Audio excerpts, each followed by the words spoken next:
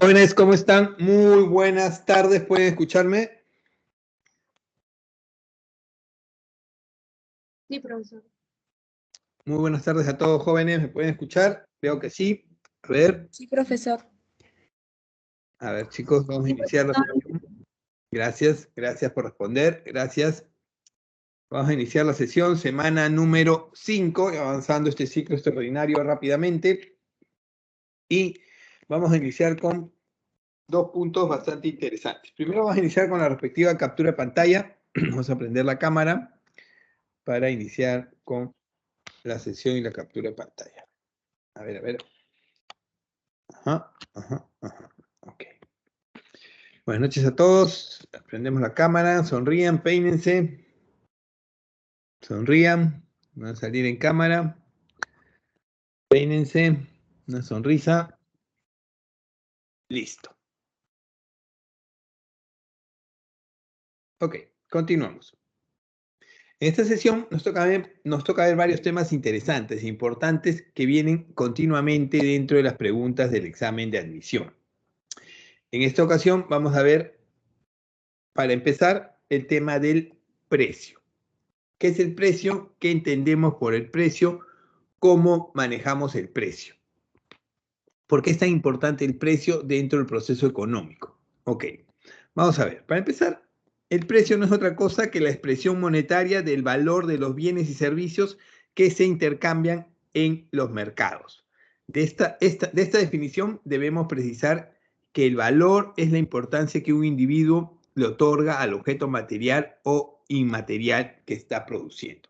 A ver, el precio viene a ser dado por la expresión monetaria del valor de los bienes y servicios que todos los productores producen y sacan al mercado. La expresión monetaria, el valor de todo lo que nosotros consumimos, compramos, es el precio. Nosotros pagamos un valor por los bienes y servicios que utilizamos, ese es el precio. ¿Por qué los precios tienen diferencias? Porque depende mucho de la importancia que le dan los productores al producto, bien o servicio que están produciendo, sacando al mercado. ¿Ok? Hasta ahí no hay mucha confusión. Entonces, los precios son importantes en el proceso económico porque de ahí determinan los ingresos y ganancias y se distribuyen todos la riqueza que debe obtener los factores de producción a través del precio. Entonces, ¿cómo se establece el precio? ¿Cómo yo puedo determinar que este producto, bien o servicio que yo estoy sacando al mercado debe tener un precio específico? ¿Cuánto debo cobrar por cada bien o servicio? Entonces, para establecer los precios hay dos enfoques importantes. El primero de ellos es el enfoque básicamente clásico, el enfoque capitalista, el enfoque que inició todo este proceso, que nos indicaba que el precio se determina primeramente estableciendo los costos de producción de los bienes. Yo tengo que determinar, para empezar, cuánto me costó producir este bien antes de establecer el precio. Ya vimos en sesiones anteriores cómo se establecen los costos de producción. Costos fijos, costos variables, se suman, tengo los costos totales. Entonces, el costo de producción depende mucho de la remuneración de los factores productivos, de lo que yo gasto en los factores productivos, mano de obra, materiales, insumos, tecnología, capital, etcétera, etcétera. Entonces, el precio del producto al menos debe cubrir los costos del bien o del servicio. Yo, para establecer un precio, mínimamente tengo que cubrir mis costos de producción. Yo no voy a tener un producto que tiene un costo de producción de $1 y voy a venderlo a 90 centavos. No tendría sentido, no cubro ni siquiera los costos de producción. ¿Ok? Entonces, el enfoque clásico me dice: haya primero los costos de producción, costos fijos, costos variables, los sumas y los costos totales, y en función a eso estableces cuánto quieres ganar, cuál es tu margen de ganancia que quieres obtener. A ver, si producir este bien o este servicio me salió a $1, el costo unitario total de este producto me salió $1, ¿cuánto es lo que yo quiero ganar? ¿Qué margen de ganancia quiero obtener? Yo quiero obtener el 100%, entonces lo puedo vender a $2. Lo saco a la venta a $2 y cubro mi costo de producción y tengo un margen de ganancias del 100%. ¿Ok?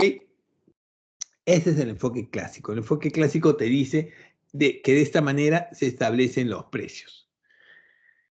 Pero no es el único.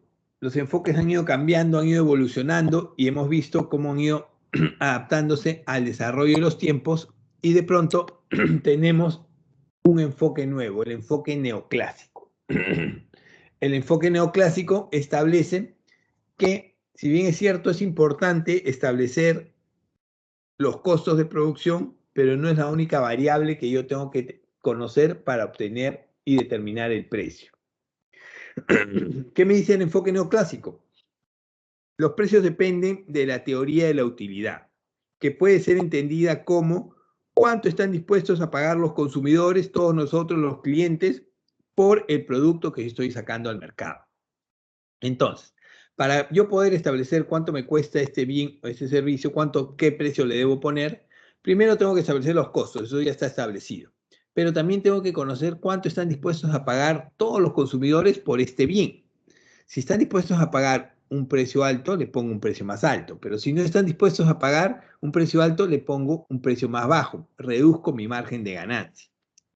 Para ello, yo tengo que conocer la oferta y la demanda. Es decir, la empresa debe tomar en cuenta la competencia. No es lo mismo ser el único productor de este bien o este servicio, sacarlo al mercado y decir, ¿sabes qué? Como yo soy el único que vende lapiceros en este mercado, nadie más vende, voy a cobrar el precio que quiero. Voy a cobrar el 100%, 200%. 3 soles lo voy a vender. 200% de utilidad. Pero ¿qué ocurriría si de pronto yo no he analizado el mercado y en el mercado hay gran cantidad de competidores, gran cantidad de vendedores de lapiceros? Y esos vendedores de lapiceros no ganan el 100 ni el 200%, ganan simplemente el 30, 40, 50%. Un sol 50 venden los lapiceros. Si yo saco mi lapicero similar a 2 soles, 3 soles, ¿me van a comprar a mí? No, obviamente van a ir a comprar a un producto que sea similar y más barato. Entonces, eso es analizar la oferta y la demanda. Eso es conocer el mercado. Y eso te pide el enfoque neoclásico. Conoce el mercado antes de establecer el precio.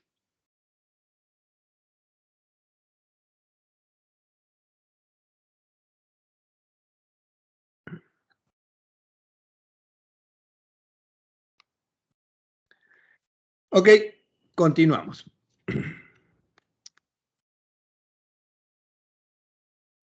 Tenemos que ver ahora los tipos de precio que existen. El mercado en la actualidad, el mundo, tiene diferentes tipos de precios. Cuando hablamos de tipos de precios, estamos hablando de precios competitivos, precios que se dan por la competencia, el libre juego de la oferta y demanda, que son establecidos básicamente por el mercado, y los precios subsidiados. Entonces, cuando hablamos de precios competitivos, estamos hablando de los precios determinados por la interacción simultánea libre entre ofertantes y demandantes. No está influenciado por ninguno de los agentes económicos, o sea, compradores, o sea, vendedores, o sea, hogares, o sea, productores. No. Este precio lo determina el libre juego, la oferta y la demanda. Como hemos visto anteriormente, esto se da muy poco. En muy pocos productos, casi en ninguno, podemos ver esta libre interacción de oferta y demanda. ¿Hay productos que se manejan, precios que se manejan por el libre juego de la oferta y demanda? Sí. Puede ser, por ejemplo, un ejemplo clásico, las panaderías. Las panaderías tienen un ejemplo, un mercado en teoría entre este, una competencia monopolística donde hay una cierta libertad de ingreso al mercado para los panaderos. Lo que quiere establecer una panadería no es muy complicado ingresar al mercado de panaderías. Hay información para todos, el producto es homogéneo, es similar, hay gran cantidad de panaderías por distrito y los productos que venden son similares y ahí sí se da el libre juego de la oferta y demanda. Cada uno de ustedes va a comprar o compra el pan en la panadería que venda más barato y tenga mejor calidad el producto. Entonces, ahí sí se establece un libre juego de oferta y demanda. Es uno de los pocos rubros donde sí se puede dar estos casos, pero en la mayoría sí está influenciado por los agentes, tanto ofertantes o demandantes. En la mayoría hay monopolios, oligopsonios, monopsonios. Otro tipo de precio que se da bastante en el Perú son los precios subsidiados. ¿Qué quiere decir precios subsidiados? Están establecidos y determinados por las decisiones del Estado, de acuerdo con los objetivos de la política económica y social. ¿Qué quiere decir eso? De pronto, el Estado indica que este bien o este servicio tiene que llegar a todos los peruanos porque es un bien importante para los ciudadanos. Y como está muy caro, necesita aportar con parte de su costo, de su valor, le da parte del precio a la empresa para que lo cobre más barato. Precio subsidiado. Un ejemplo clásico de los precios subsidiados que establece el Estado son los hidrocarburos en el Perú, por ejemplo. Lamentablemente, desde hace varias décadas, todos nuestros hidrocarburos han sido privatizados. Los manejan las empresas privadas, grandes organizaciones transnacionales. Y lamentablemente en el Perú esos convenios, esas concesiones han sido muy mal manejadas y no reflejan lo que realmente debería ser. Hay más que nada un abuso en el establecimiento de los precios de los hidrocarburos, gasolina, por ejemplo, el gas, por ejemplo. Entonces, ¿qué hace el gobierno? Como las empresas privadas tienen un acuerdo, una concesión, un convenio y nadie los controla el precio que puedan poner, generalmente ponen un precio bastante alto. Nosotros en el Perú tenemos y pagamos el precio más alto por combustible de toda la región. Pagamos el gas más caro de la región, a pesar que somos productores de gas, y pagamos la gasolina más cara de la región. Entonces, el gobierno, para evitar que el público no deje de consumir esos bienes, porque es importante para los transportes y para la circulación de los bienes y servicios, subsidia parte del precio de la gasolina. La gasolina, si el Estado no subsidiara su valor, estaría mucho más cara de lo que está actualmente. Igual el gas, para que tengan una idea. Qué tan mal los deben ser esos convenios, esos contratos de concesión, que el Estado tiene que subsidiar el precio de los hidrocarburos, precio de recursos que abundan y que son nuestros, pero nos lo venden más caro. Precio subsidiado.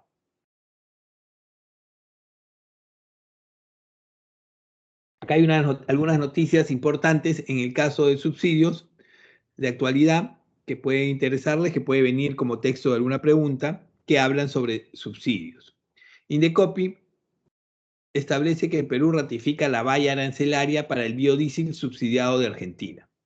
De pronto, el biodiesel es una mezcla que busca reemplazar al diésel a través del tiempo y hay leyes que establecen que el biodiesel tiene que mezclarse con el petróleo para evitar la contaminación y que sea más natural, etcétera, etcétera.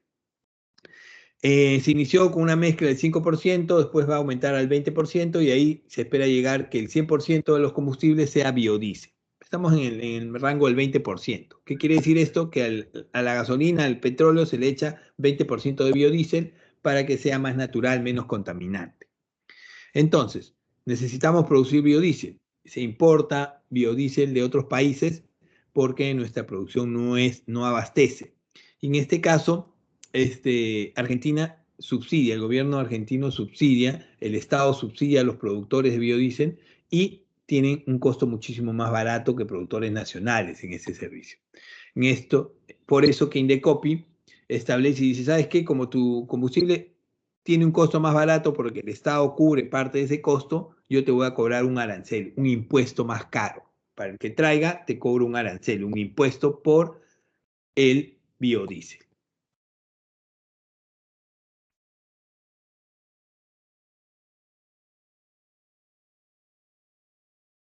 Otro ejemplo clarísimo de precios subsidiados es el que se da en los servicios, por ejemplo. Les dije que hagan este ejercicio, no sé si lo han hecho alguno de ustedes, revisen la evolución de los servicios básicos de sus hogares, luz, teléfono, agua, y van a darse cuenta que el agua es el servicio que menos ha incrementado en su alza en los últimos años. ¿Por qué? Porque es una empresa que todavía es estatal. ¿Y por qué no ha incrementado tanto? Porque el Estado subsidia, paga parte del gasto del agua para que los peruanos mantengan un costo de agua barato.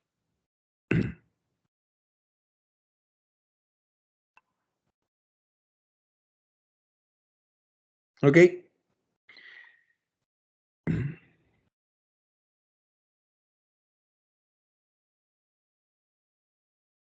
Este punto aquí es un punto muy común dentro de las preguntas del examen.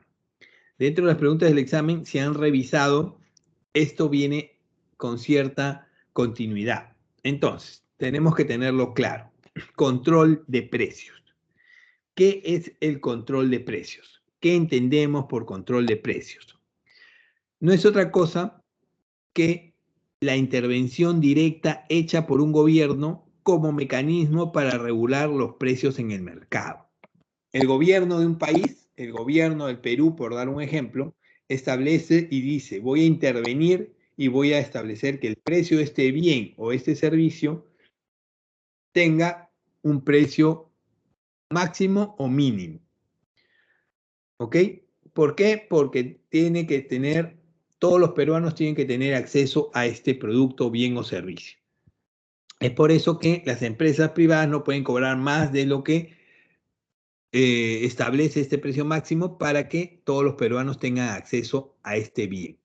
Y establece un control de precios sobre algunos productos. ¿Ok?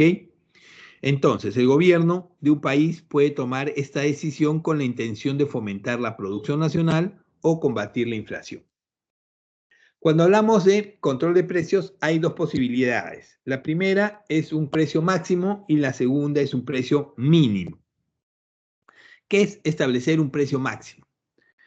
Es un precio situado por debajo del precio de equilibrio. Entonces, yo como Estado digo, este producto, este bien o este servicio tiene que costar menos de su precio de equilibrio.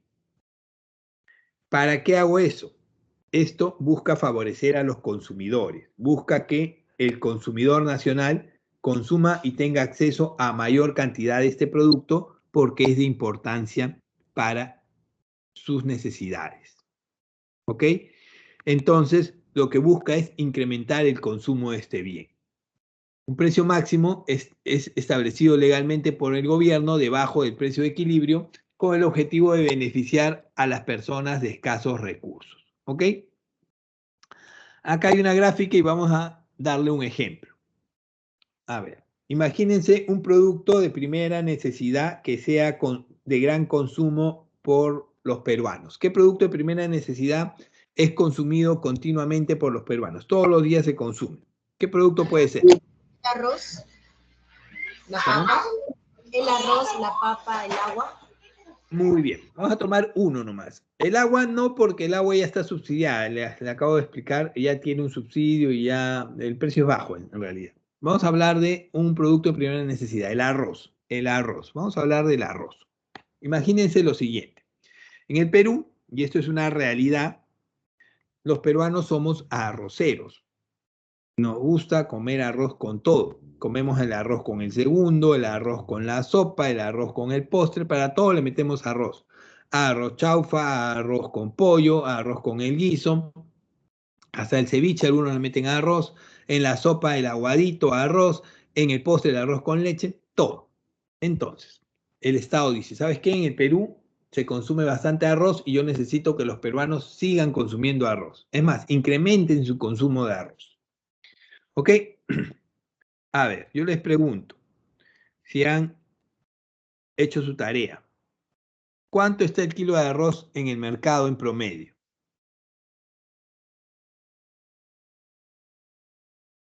¿Mm? ¿Elizabeth? 4.50. Bueno, acá está 4.50. 4.50, ¿dónde? En Marcona. Marcona. ¿Tan caro? Sí, está súper caro acá. Marcona, Ica, uy, ya están comiendo otra cosa, están comiendo menos arroz ahí. Entonces, en Lima vamos a decir que el kilo de arroz en promedio está a 3,50 soles. Está más barato que Marcona. Gracias por el dato, es importante saberlo. Entonces, 3,50 soles está el precio en Lima, ¿ya? En promedio, un arroz bueno está a 3,50 soles en el mercado. Entonces, el gobierno dice, el precio de equilibrio del arroz es 3,50 soles, y a 3,50 soles, el arroz tiene un consumo de 100 toneladas mensuales, ¿Ok? 3 soles 50 tiene un consumo de 100 toneladas mensuales. ¿Sabes qué dice el gobierno? Yo necesito que los peruanos consuman más arroz y voy a establecer y voy a bajar el precio del arroz. Como máximo el precio del arroz va a estar 2 soles. No puede estar 3.50 porque es muy caro. No puede estar 4.50 porque es muy caro. Tiene que estar 2 soles. De esta manera el gobierno calcula que si a 3 soles 50 se consumían 100 toneladas de arroz, a 2 soles se van a consumir 200 toneladas de arroz. 2 soles se van a consumir 200 toneladas de arroz. A partir de esta norma, los peruanos van a ser más arroceros, van a comer arroz con todo, arroz en el desayuno, en el jugo, en el postre, en todo le van a meter arroz. 200 toneladas de arroz se van a consumir porque ha puesto un precio máximo del arroz de 2 soles. Pero ¿qué es lo que va a ocurrir en la realidad? ¿Qué es lo que pasa con la oferta cuando baja el precio? Cuando baja el precio, los comerciantes o productores tienen menos ingresos y no les conviene. Entonces ya no van a colocar 100 ni 200 toneladas de arroz en el mercado, sino menos. Van a colocar solo 50 toneladas de arroz en el mercado. ¿Qué es lo que va a ocurrir? Va a haber escasez, va a incrementarse la demanda y ya no van a poder encontrar el arroz a 2 soles porque se agota rápido, ya no lo van a encontrar a 3.50 porque como hay escasez, hay incremento de la demanda, especulación, mercado negro, el arroz lo van a encontrar a 5 soles. Estas 50 toneladas van a estar a 5 soles. Va a ocurrir una situación contraria a lo que se busca encontrar.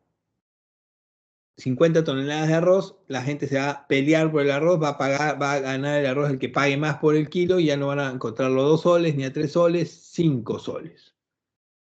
Precio máximo. Es que es lo que ocurre generalmente cuando se establece un precio máximo. Lo otro es establecer un precio mínimo. ¿Qué significa un control de precios mínimos? Cuando hablamos de un control de precios mínimos, estamos hablando que es un precio situado por encima del precio de equilibrio. El precio de equilibrio me dice un monto y yo te establezco que como mínimo tienes que cobrar tanto. Y esto favorece a los productores o vendedores, porque lo que busca es incrementar la producción de bienes y servicios. Entonces, el gobierno cuando establece un precio mínimo indica que quiere cobrar por encima del precio de equilibrio. ¿Para qué? Para incrementar la producción. ¿Por qué? Porque esto generalmente se da en los factores de producción. Los factores de producción son los que generalmente tienen un incremento en los precios mínimos. Estamos hablando de mano de obra, capital, naturaleza, etcétera, etcétera. El ejemplo más claro de precios mínimos que manejamos es el ejemplo de el salario mínimo legal. ¿Cuánto es el salario mínimo legal? ¿Cuánto es el salario mínimo legal? 930. 900. Exactamente. Cuando hablamos del salario mínimo legal, estamos hablando de que el gobierno indica lo siguiente. ¿Sabes qué? Para incentivar el desarrollo de la industria y la producción de bienes y servicios, yo te voy a pedir, yo te voy a autorizar que lo mínimo que tú le pagues a tu trabajador por 8 horas trabajadas es 930 soles. 930 soles es lo mínimo que le puedes pagar. Menos de eso no puedes pagar. Pero 930 soles alcanza realmente para una familia, alcanza para cubrir las necesidades. ¿Mm? No, no alcanza. ¿Cuánto es el ingreso en equilibrio que debe tener una familia? 1.600 soles en promedio. ¿Y por qué no le pagas 1.600 soles? Porque si le pagaría como mínimo 1.600 soles a los trabajadores, se encarecería los factores productivos, la mano de obra, y se reduciría las ganancias y habría menos producción. Entonces el gobierno por eso establece un salario mínimo. Lo mínimo que le tienes que pagar, te autorizo que sea 930 soles. ¿Ok? Entonces, de esa manera, el gobierno busca incentivar que las industrias, los empresarios, contraten más personal y produzcan más bienes y servicios. ¿Ok? Precio máximo, precio mínimo. ¿Quedó claro? Entonces, continuamos.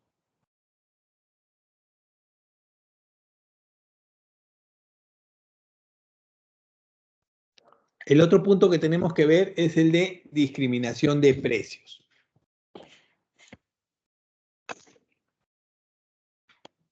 Discriminación de precios.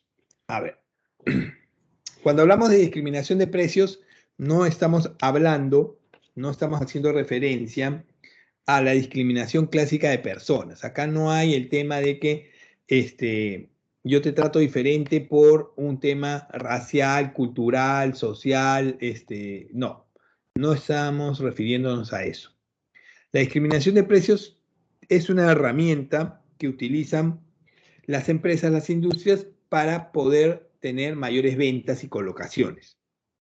Existe discriminación de precios cuando de pronto se vende un mismo producto a precios distintos a cada consumidor.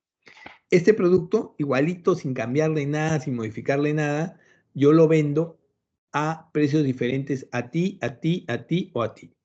A uno le vendo más caro, a otro más barato, a otro más barato. Pero es lo mismo. ¿Ok? ¿Por qué se hace? No porque me caigas mal o no me caes bien o te lo quiero vender más caro por un motivo diferente, no. Es una herramienta. Esto es una herramienta que utilizan las empresas para generar mayor colocación de sus productos. Cuando las empresas de pronto tienen poder en el mercado, pueden obtener más beneficios practicando discriminación de precios. Las empresas buscan extraer el excedente del consumidor para convertirlo en utilidades. ¿Ok? Entonces, yo les pregunto, les he pedido desde el inicio de la sesión que observen, que estén viendo, que estén analizando, que estén cuestionando constantemente. ¿Ustedes han observado o han sufrido algún tipo de discriminación de precios o han visto en sus casas, en sus hogares, algún tipo de discriminación de precios? ¿Alguien me puede explicar alguno? ¿Me puede dar un ejemplo?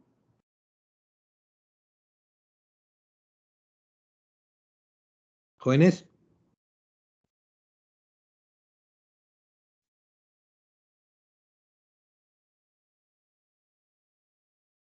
¿Alumnos? ¿Ninguno? ¿No ha sufrido, no sabe, no conoce un caso de discriminación de precios? Chicos, no me quiero pasar las 2 horas hablando solo, necesito hacer esto interactivo. ¿Ninguno? ¿No tienen idea? ¿No se han dado cuenta? En las bodegas. Ya, en las bodegas, ¿en qué momento? Al momento de querer comprar un producto y en otra bodega se vende diferente. Ya, una bodega vende más caro un producto que otra, podría ser, pero a ver. Profesor, yo, vi una señora estaba vendiendo una falda a una chica que estaba con la pollera ahí atrás a tan solo 20 soles. En cambio vino una amiga mía y se lo vendió a 50 soles. Esa es la diferencia que pude notar. Ok, sí, hay unas personas que se aprovechan y, a ver, a un turista le vende más caro que a un nacional o a una persona le vende más caro que a otra, sí.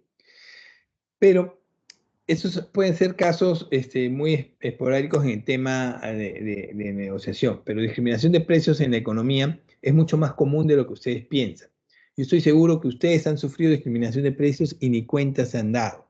Es más, no han cuestionado, ni siquiera se han preguntado por qué. Simplemente han pagado el precio sin chistar. ¿Por qué? Porque simplemente no nos damos cuenta de algo tan evidente como van a ver ahora y nunca le prestaron atención. Es por eso que les pido siempre que observen. Entonces, hay 3 tipos y 3 grados de discriminación de precios. La discriminación de precios en primer grado se da de pronto cuando la empresa conoce exactamente cuánto está dispuesto a pagar cada individuo y vende el producto o servicio al precio máximo que cada cliente está dispuesto a pagar. De pronto, cuando tenemos discriminación de precios de primer grado, es cuando yo conozco muy bien a mis clientes, los tengo a todos mapeados, los conozco exactamente y sé cuánto está dispuesto a pagar cada uno por el producto o servicio que yo vendo. Esto también se da bastante cuando las empresas tienen el monopolio, el control del mercado, por ejemplo. Si yo soy el único que vendo este producto o este servicio, obviamente van a tener que pagar ustedes el precio que yo quiera, así que yo le pongo el precio máximo. ¿Ok? A ver, les voy a poner un par de ejemplos de discriminación de precios de primer grado. Ustedes tienen que buscar y ubicar otros, porque como les digo, tiende a venir dentro de las preguntas del examen y si no los ubican, no saben identificar este texto pertenece a primer grado, segundo grado, tercer grado de discriminación de precios, van a perder una oportunidad, un punto. Entonces, otro ejemplo común en discriminación de precios de primer grado se da, por ejemplo, en muchos pueblos del Perú. Generalmente cuando a los estudiantes de medicina los mandan a hacer su serum para que atiendan por un año fuera de la capital, en provincia, un trabajo social básicamente. En los pueblos más pequeños, donde hay postas o centros médicos muy pequeños, generalmente hay pocas personas, pocos habitantes, 200, 100 personas por la migración. Las autoridades, los médicos conocen muy bien a las personas, conocen muy bien a las familias. Las conocen también, que saben qué familias son las más humildes, qué familias son las promedio y qué familias son las más acomodadas.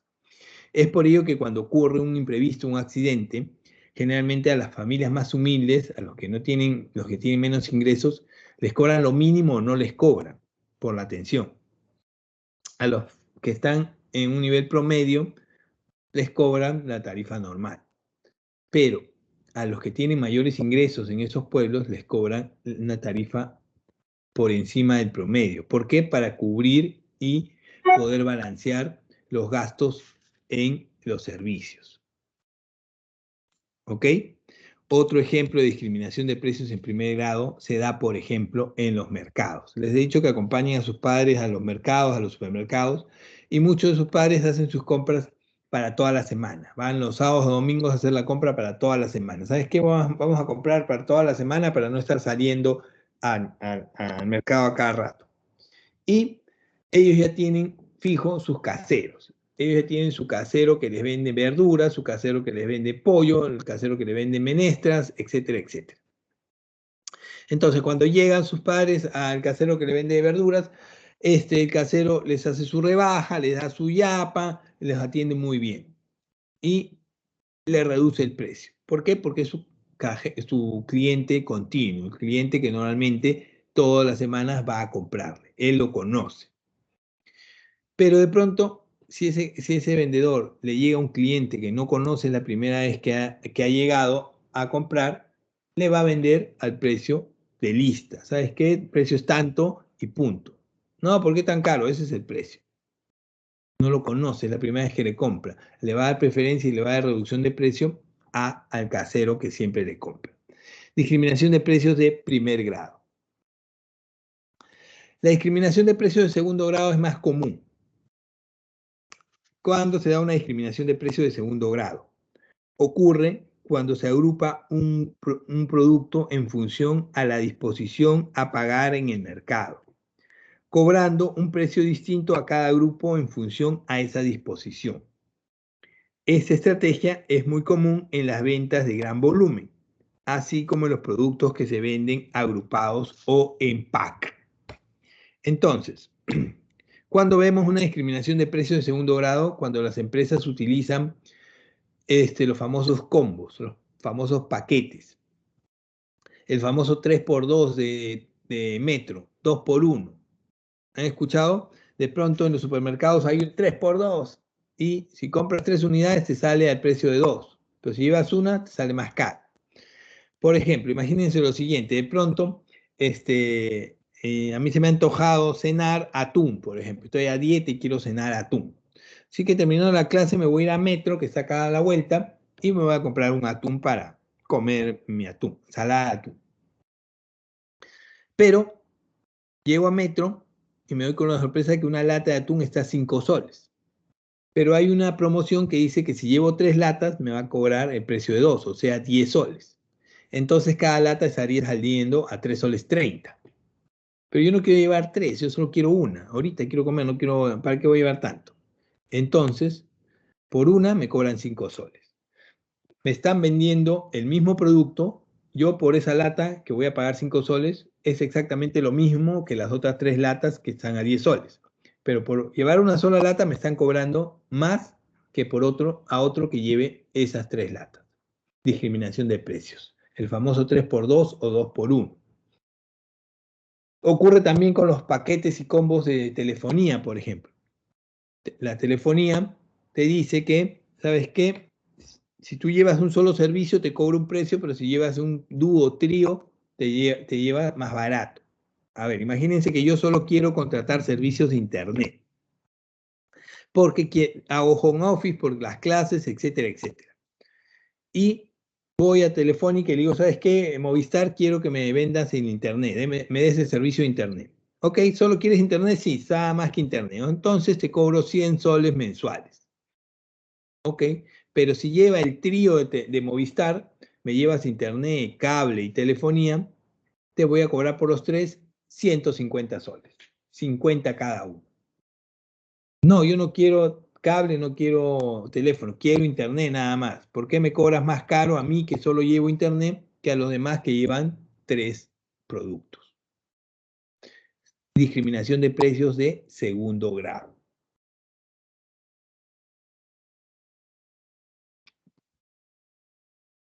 Y la otra es la discriminación de precios de tercer grado. Esta es la más común de todas y estoy seguro que ustedes la han sufrido y ni cuenta se han dado. Se cobra precios diferentes de acuerdo a los grupos de consumidores o segmentos del mercado. Sucede cuando se cobra un precio distinto a cada grupo de consumidor para un mismo producto en función al tipo de mercado. A ver, ¿en qué momentos ocurre esta situación? Se agrupa a los consumidores, a los clientes por grupos de personas. Y en función a esos grupos donde tú recaigas, te voy a cobrar un precio diferente por el mismo servicio. Esto se da bastante, por ejemplo, en el transporte público. Todos ustedes han viajado en Metropolitano, me imagino. Metropolitano, alimentadores. ¿Cuánto está el pasaje en el Metropolitano? Jóvenes. ¿Un sol? Un sol 70. El pasaje adulto en el Metropolitano, ¿cuánto está? El Metropolitano, Un sol 70. No el alimentador, el Metropolitano, el que va por la vía expresa, el que va a la BC. ¿2.50? 2 soles 50, exactamente. Pero ese es el pasaje adulto. ¿Cuánto está el pasaje universitario en Metropolitano? ¿Cuánto está el pasaje escolar en el Metropolitano? 50, si no me equivoco. O un sol 50. El universitario está un sol 50 y el escolar está 50, 75 centavos. 3 precios diferentes. Pero ¿por qué yo como adulto me cobran 2 soles 50 y a los otros me cobran un sol 50 o 75 centavos? ¿Acaso me dan un servicio diferente a mí? ¿Acaso a mí me aseguran el asiento pagando 2 soles 50? ¿O acaso me hacen viajar en un bus independiente? No. Todos van apretados en hora punta, con la cara pegada en la luna, a diferente precio. Discriminación de precios. Unos pagan menos, otros pagan más, pero es el mismo servicio. Discriminación de precios de tercer grado. Otro ejemplo son las famosas entradas a los teatros, espectáculos culturales, al Parque de las Leyendas, por ejemplo. Esas entradas, por ejemplo, tienen el precio adulto, que es el precio total del ticket, el escolar o universitario pagan medio ticket y el niño de 5 años o el adulto mayor de 65 no paga. Entran gratis. ¿Por qué? ¿Acaso al adulto que paga el ticket completo le dan un servicio especial, le dan una guía, le dan alguna facilidad? No. ¿Acaso el adulto mayor o el niño que no paga solo entra un ratito y tiene que salir? No. Es el mismo servicio, simplemente que hay discriminación de precios de tercer grado. ¿Ok? Así como les he dado ejemplos, busquen ustedes ejemplos de discriminación de precios de primero, segundo y tercer grado que se dan en el mercado. Hay infinidad de ejemplos. Y tienen que tenerlos presentes porque en el texto les puede venir un caso de estos y tienen que identificarlo rápidamente. Ah, pertenece a la de primero, a de segundo o de tercero.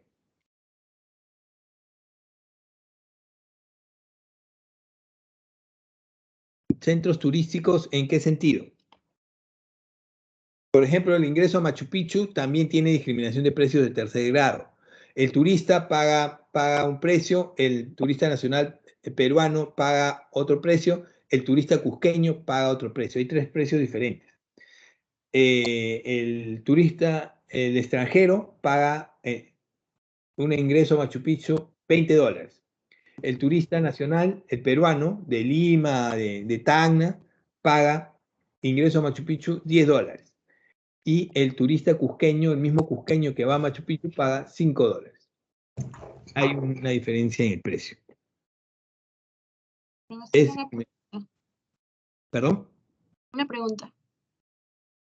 En el caso de, por ejemplo, un lugar donde vendan televisores, equipos electrónicos, y por ejemplo yo compro una tele y me dicen, doy una oferta, o sea, 200 soles menos o 500 soles menos, si tienes tarjeta, ¿sería una discriminación de precios de primer grado? Ajá, ¿dónde estaría esa discriminación? Sí, existe esa discriminación. Es un claro ejemplo de discriminación de precios. ¿Por qué? Porque si tú tienes una tarjeta, te cobro menos que si pagas con otro medio de pago o lo pagas en efectivo, o no eres afiliado a este centro comercial, a este local. ¿En qué grado sería? ¿Primero, segundo, tercero? ¿Qué creen ustedes? ¿Mm? ¿En cuál encajaría? Segundo. Tercero. Segundo. ¿Mm? ¿En el segundo? Segundo grado, exactamente. Segundo grado. ¿Por qué? Porque te estoy ofreciendo por un mismo producto, un mismo servicio, un precio menor, si es que estás afiliado o si es que estás agrupado a lo que yo requiero que hagas. Sácame tu tarjeta conmigo, compra 3 unidades, haz lo que yo quiero que hagas para que te cobre más barato. Compra más, te cobro más barato. Afíliate conmigo, saca tu tarjeta o paga con la tarjeta de mi local, te cobro más barato. Segundo grado. ¿Ok? Así, chicos, hay diferentes ejemplos de discriminación de precios. Traten de ubicarlos, chequearlos, empezar a ver porque en los textos les puede venir y es necesario que respondan así rápidamente, no estén en dudas. Profesor, tengo una pregunta. Dígame. ¿Puede ser discriminación de segundo grado y tercer grado al mismo tiempo o de primero y segundo? ¿Puede haber una mezcla en las discriminaciones? Sí, podría haber, pero eso se lo van a especificar bien en los textos. Básicamente, la forma más fácil de identificarlas es por los grados donde están siendo aplicadas. Por ejemplo, en la de tercer grado es una de las más fáciles de detectar porque generalmente es la que hemos sufrido todos. Agrupa a las personas en grupos de personas. Grupo de escolares, grupo de adultos, grupo de universitarios. Grupo de turistas nacionales, grupo de turistas locales. Y en función a eso te cobra cada grupo de personas un monto diferente. Si sobre eso, al grupo de turistas nacionales, sobre eso se aplica el 3x2, 2x1, o los paquetes o los combos, dependiendo del texto, cómo lo relacionen, puede ser grado 1 o grado 2. ¿Ok? La discriminación de precios, la primera discriminación de precios grado 1, básicamente tiene que ver con el conocimiento del mercado. Yo cuánto conozco a mi cliente, cuánto conozco al cliente y cuánto sé que está dispuesto a pagar. El grado 1 es la discriminación donde yo conozco en gran medida a los clientes, sé perfectamente quiénes son mis clientes y por eso les cobro un precio diferente a cada uno. Una forma de conocer muy bien a mis clientes es tener el monopolio del mercado. Pues si yo sé que soy el único que produce este producto, soy el único, yo sé que todos van a tener que pagar el precio que le ponga, por eso pongo el precio que quiero. ¿Ok? Profesor, ¿Sí? la categorización de las matrículas en las universidades particulares sería de tercer grado. si vienes del colegio nacional o si vienes del colegio particular, ¿a eso te refieres? Sí, estoy agrupando a los postulantes ¿en qué sentido? Los estoy agrupando en grupos. Colegio particular, colegio nacional. Y les estoy cobrando un precio diferente. ¿Ok? Estoy haciendo grupos de personas, estoy agrupando por grupos. Proveniente de colegio nacional, proveniente de colegio particular. ¿Qué grado sería si estoy agrupándolos? Tercer grado. ¿Ok? Y chicos, van a encontrar infinidad de ejemplos de este tema, ténganlos presentes. Es más, de pronto, durante el examen, en la época del examen, hay algún caso de discriminación de precios, se lo van a poner como ejemplo, lean, actualícense, infórmense para poderlos tener la información al día. Continuamos. A ver, y hemos visto todas las etapas del proceso económico. Hemos establecido que el proceso económico es bastante sencillo si lo queremos explicar de la manera simple: producción, consumo. Yo produzco gran cantidad de bienes y servicios, mayor producción de bienes y servicios, mayor consumo y la economía, el circuito económico funciona. Pero este proceso económico tiene diferentes etapas y es más complejo de lo que podríamos decir. No es solo producción-consumo, sino también tiene la producción, la circulación, la distribución, el consumo y la inversión. Hemos hablado de producción y circulación. Ahora nos toca hablar de distribución. ¿Ok? ¿Qué viene a ser la distribución?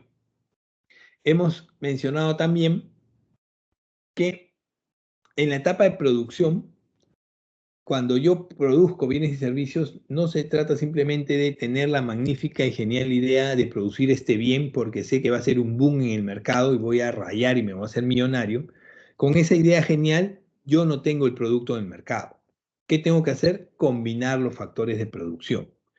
¿Cuáles son los factores de producción? Naturaleza, mano de obra, capital, gestión empresarial, Estado, etcétera, etcétera. Combino todo eso y tengo como resultado este producto. Entonces, llegando a la etapa de distribución, es la fase del proceso económico en donde yo le voy a asignar a cada factor de la producción que me ha ayudado a producir este bien, parte proporcional de la riqueza que me ha ayudado a producir. ¿Qué quiere decir esto? Que de pronto, naturaleza, mano de obra, gestión empresarial, Estado, capital, me han ayudado a producir bienes y servicios, pero no porque son mis patas, buena gente, me quieren y quieren que progrese, no. Ellos han participado del proceso productivo porque yo les tengo que dar parte de lo que estoy generando. A ellos les corresponde parte de ello.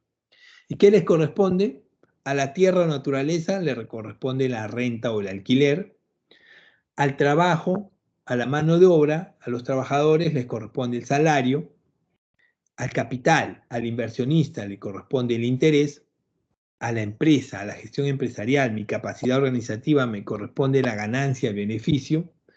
Y al Estado le corresponden los tributos.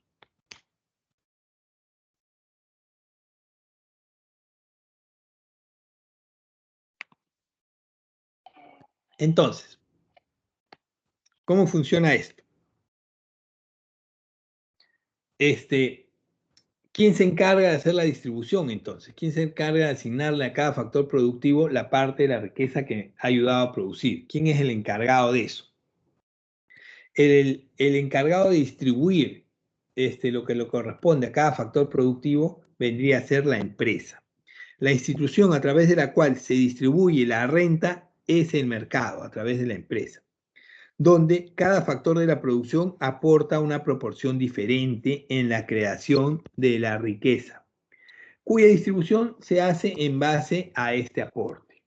Cada factor aporta una proporción diferente: naturaleza, trabajo, capital, empresa y Estado. Y a cada uno le va a corresponder un porcentaje diferente en función a su aporte. De esta manera, lamentablemente, por lo general, y esto se da hace varias décadas en el Perú y en el mundo, el capitalista, por ejemplo, y el de la gestión empresarial, el de la idea, por el aporte, por ser dueños del capital, por ser dueños de la tecnología, por ser dueños de la infraestructura, son los que se llevan la mayor proporción de la riqueza. ¿Quién se lleva la menor parte? La naturaleza, la mano de obra, el trabajador y el Estado mismo. Esto lo vemos claramente en los famosos contratos de concesión, por ejemplo.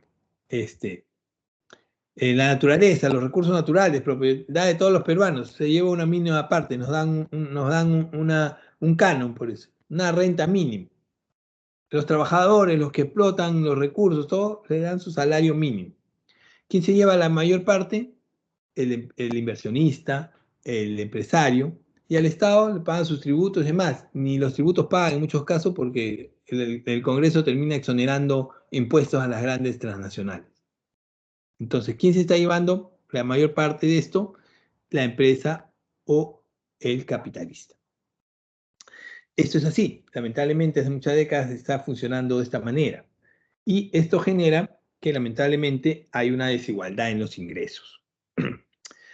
Para empezar, los ingresos vienen a ser el conjunto de todos los flujos de dinero que percibe una persona natural o jurídica durante un periodo. ¿Qué vienen a ser los ingresos? La generación de flujos de dinero que yo recibo.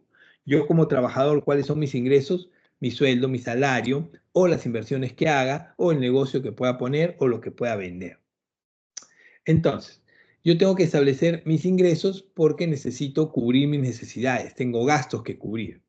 Y para ello tengo que asegurar mi ingreso mensual. ¿Y qué vendría a ser la riqueza entonces?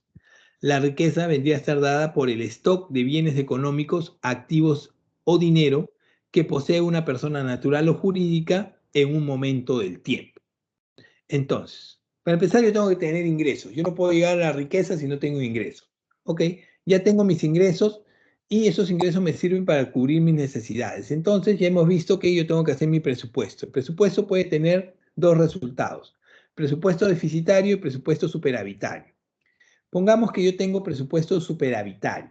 Me sobran los ingresos, tengo más ingresos que gastos.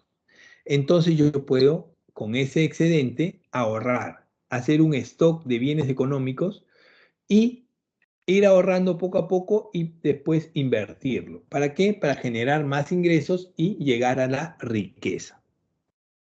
Lamentablemente, en el Perú, por ejemplo, la gran cantidad de peruanos tienen ingresos, sí, porque generan ingresos porque necesitan cubrir sus necesidades, pero muy pocos tienen presupuesto superavitario. La mayoría son presupuestos deficitarios. Y si yo tengo déficit, tengo que endeudarme para cubrir mis gastos. No puedo ahorrar, no puedo invertir. Y es muy difícil que llegue la riqueza en esa situación.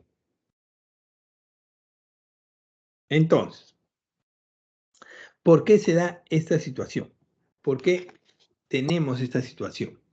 Porque lamentablemente hace mucho tiempo hay una desigual distribución del ingreso. Esto es una realidad. Hay una desigual distribución de los ingresos en el país, en Latinoamérica y en el mundo. El mercado no puede garantizar la igualdad en la distribución de los ingresos, debido a que depende la participación y la propiedad de los factores productivos.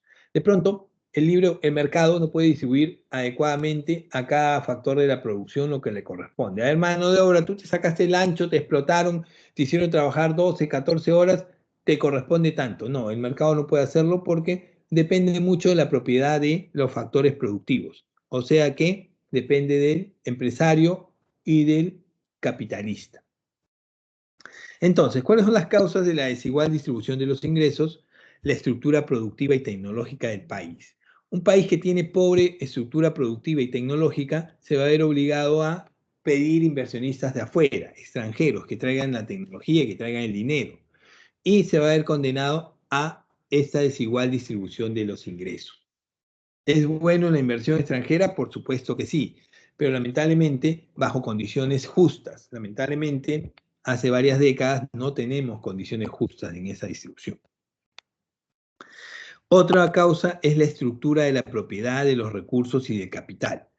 De pronto, los recursos y el capital se empiezan a privatizar, ya no forman parte del Estado, de todos los peruanos, sino de las empresas privadas. ¿Por qué? Porque obtuvieron un contrato de concesión o las privatizaron. y ese contrato tiene carácter de ley. Y lamentablemente se tiene que cumplir lo que dice el contrato y el contrato generalmente tiene carácter, en muchos casos, abusivos. La plusvalía generada en las actividades económicas. Lamentablemente, el concepto de plusvalía es la explotación del trabajador y esto se sigue dando. Si bien es cierto, hay jornadas laborales, hay leyes y normas y el ministerio que te puede defender, la mayoría de empresas te hacen trabajar no 8 horas diarias, sino 10 o 12 horas y en muchos de los casos no te pagan horas extras, te explotan. La ausencia de capital que reduce la tasa de emprendimientos de un país. De pronto, la falta de capital nacional o la falta de experiencia o conocimientos o tecnologías de los inversionistas nacionales hacen que no arriesguen, que no inviertan y no generen las utilidades necesarias. Y obviamente la inadecuada política redistributiva del Estado. El Estado lamentablemente no controla, no hace valer las leyes, no se pone fuerte, no se pone firme para controlar todos estos abusos. ¿Ok? Entonces, cuando esto ocurre, como ha venido ocurriendo en el Perú por varias décadas, el Estado tiene que velar por los más necesitados. Hay gran cantidad de pobreza porque a pesar de que hay ingresos, hay recursos, hay utilidades en el Estado, hay cada vez más pobres. Entonces, ¿qué hace el Estado? Redistribuye. El Estado tiene un rol de redistribución de la riqueza generada en un país. Y para cumplir con esa función, tiene que obtener ingresos a través de los tributos, para luego transferirlos a la economía mediante diferentes mecanismos. Entonces, el Estado, sus ingresos los capta a través de los tributos. Esos tributos ayudan a generar, a cubrir el gasto fiscal, pero también ayudan a cubrir la pobreza, ayudan a cubrir las necesidades de los más pobres. ¿Y cómo lo hace? A través de las subvenciones, subsidios y programas sociales. ¿Qué vienen a hacer las subvenciones? Transferencias de dinero que contribuyen a costear los gastos de una obra o proyecto. Por ejemplo, se puede decir que el gobierno subvenciona la adquisición de viviendas a las familias jóvenes. De la misma manera, se puede subvencionar la construcción de un puente o una carretera. A ver, de pronto, hay pueblos en el Perú que no llega la riqueza, las empresas se llevan todo, no invierten en esos pueblos y el Estado dice, ¿sabes qué? No hay ni carreteras, no hay ni puentes, no hay ni postas, no hay ni hospitales. ¿Sabes qué? El Estado subvenciona y construye carreteras, hospitales, postas, porque en ese pueblo no se ha generado una adecuada distribución de los recursos. En el caso de las subvenciones, tienen que ver directamente con una obra o un proyecto. Las subvenciones tienen una característica importante. De una u otra manera se devuelven al Estado. El Estado invierte y de una u otra manera regresa a él. Otra forma de redistribución que tiene el Estado son los subsidios.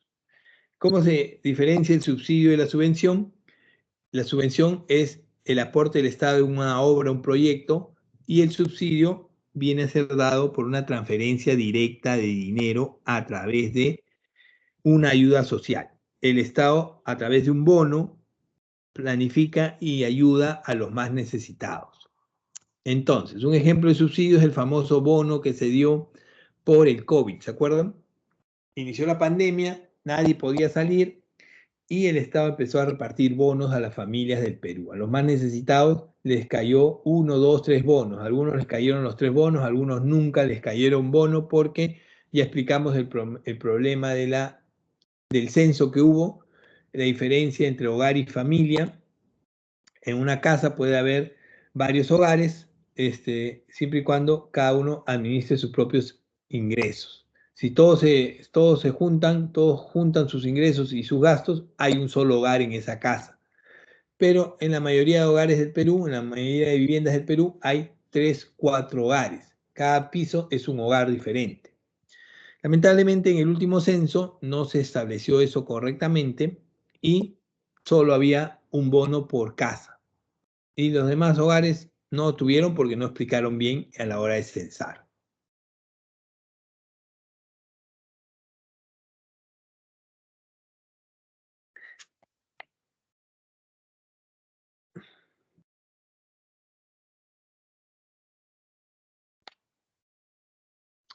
Vamos a ir avanzando y vamos a ver el otro punto interesante que tenemos que tratar. El otro punto es el referente al salario.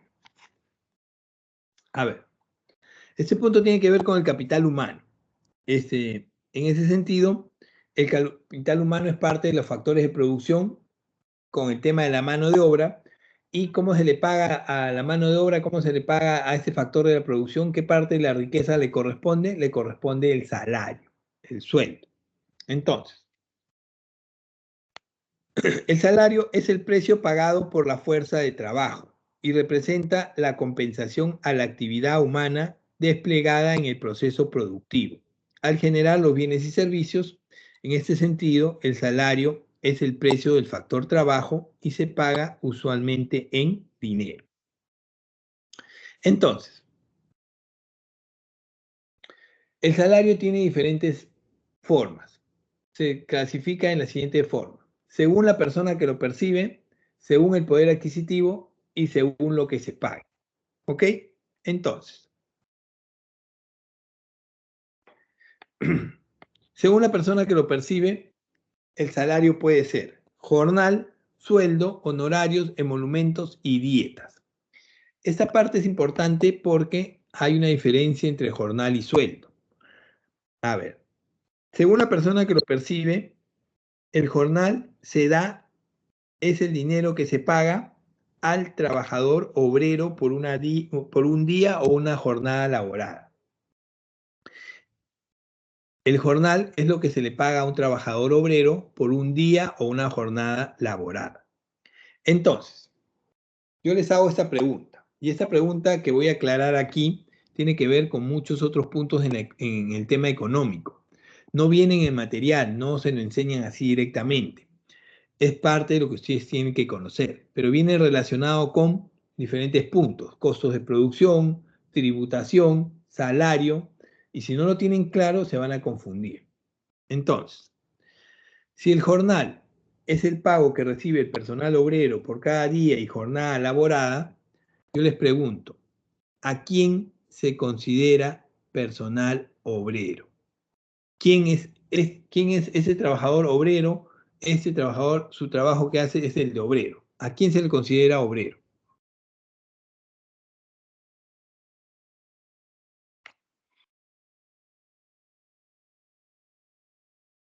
¿Jóvenes?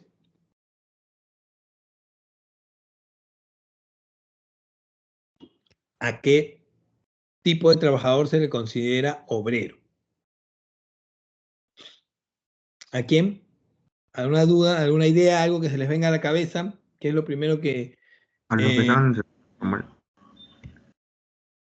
¿Perdón? A los que están en el sector informal. A los informales, ok. ¿Alguna otra duda? A los que no les dan sus beneficios como trabajadores. ¿Algún otro? A los que trabajan en la municipalidad, así como barrer. A los que trabajan en la municipalidad, con trabajos repetitivos, manuales, sencillos. Ok.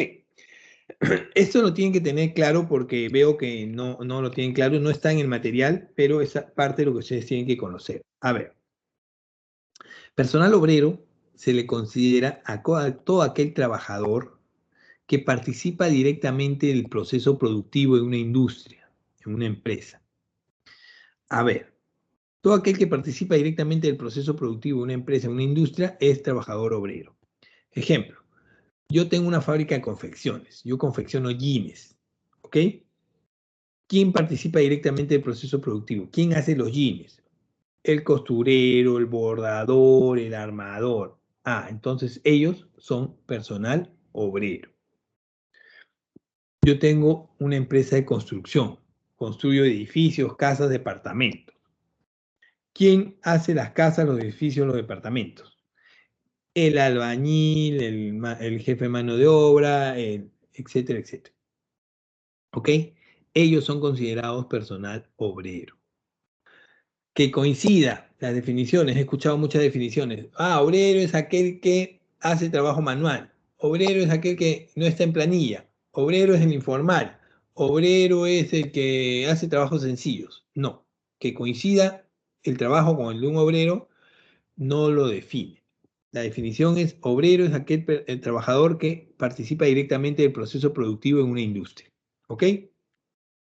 A ellos se les paga a través de jornales, por cada día o jornada laborada.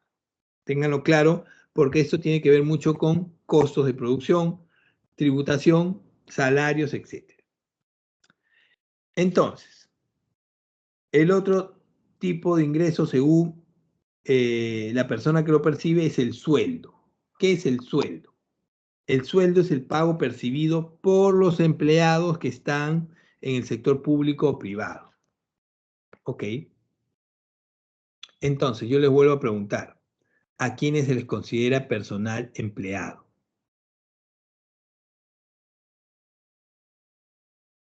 Este es obrero. ¿Quién sería el empleado? ¿Al que está en planilla?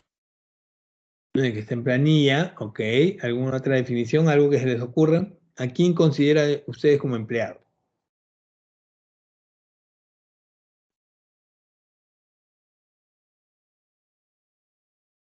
Chicos, digan, hablen, escriban. Solo esa definición tienen, el que está en planilla. Personal no indispensable. Ajá, ok. Bueno, avanzamos. Sueldo se le da al personal empleado. ¿Quién es considerado empleado? Empleado en una empresa, en una industria, es aquel que no participa del proceso productivo en una empresa o una industria. ¿Quiénes no participan del proceso productivo en una industria? En el caso del ejemplo de taller de confecciones, yo tengo al personal obrero que produce los jeans. ¿Quiénes no producen los jeans? Los miembros de seguridad, el administrador, la secretaria, el contador, los vendedores. ¿Ellos producen los jeans? No. Ah, entonces son personal empleado. ¿Quedó claro? A ellos se les paga el sueldo.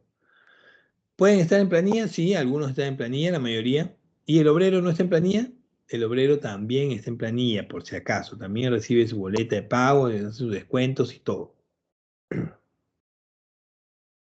¿Ok? Tengan claro la definición entre obrero y empleado, porque, por ejemplo, para costos de producción, costos fijos y costos variables, la parte del sueldo, hay una parte del sueldo fijo y una parte del sueldo que pertenece a costo variable. Parte del sueldo que pertenece a los costos fijos y parte del sueldo que pertenece a costos variables. La parte que pertenece a costos fijos es del personal o empleado. Y la parte que pertenece a costos variables es del personal obrero. Y tienen que saber identificar quién es quién, cuál es el monto. Les puede venir un texto que les pide hacer el cálculo y si no lo tienen claro, no lo van a poder resolver. ¿Ok? Honorarios. ¿Quiénes reciben honorarios? Constituye el pago asignado a los profesionales y técnicos independientes por los servicios prestados. Todo aquel profesional o técnico independiente. A ver, imagínense ustedes que salieron de la universidad, se graduaron de contabilidad, son capos de capos, han estudiado bastante, son unos genios en contabilidad y no quieren ingresar a trabajar a una empresa de manera dependiente porque van a empezar de practicantes, de ahí de analistas, y no quieren. Yo quiero de frente llevar la contabilidad a una empresa.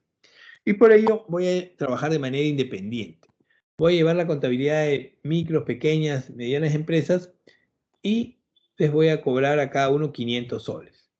Llevo la contabilidad de 10 empresas, 500 soles cada una, 5.000 soles mensuales.